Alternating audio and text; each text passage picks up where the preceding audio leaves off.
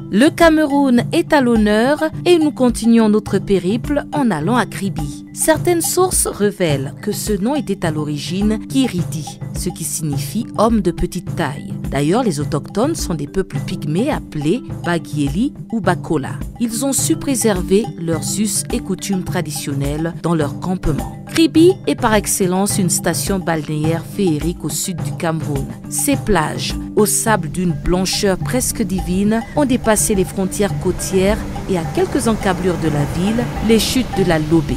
Ces cascades d'eau vous invitent à vous enivrer dans la magie enchanteresse des eaux du fleuve qui se déversent directement dans l'océan Atlantique.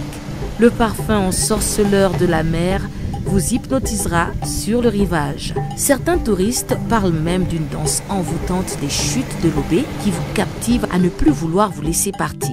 Mais à Kribi, vous avez aussi les plages de Grand Batanga, le site écotouristique des Bodje qui est une station de suivi des tortues marines et le parc national de Campo Mahan. Dans le sud-ouest du Cameroun, il ne faudra pas manquer de pénétrer la forêt tropicale qui abrite le parc national de Korup.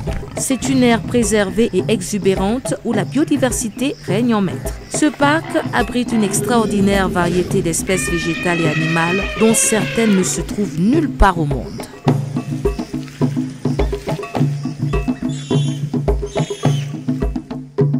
Et pour terminer cet épisode, nous allons au poumon économique et culturel du Cameroun, qui n'est autre que Douala. Il fait bon vivre dans cette métropole baignée par les eaux de l'océan Atlantique. Douala, la ville dynamique, regorge de melting pot de culture où s'allie la modernité urbaine à l'authenticité africaine. Le front de mer de Douala est un lieu propice pour faire une nouvelle rencontre ou tout simplement se balader en admirant l'océan.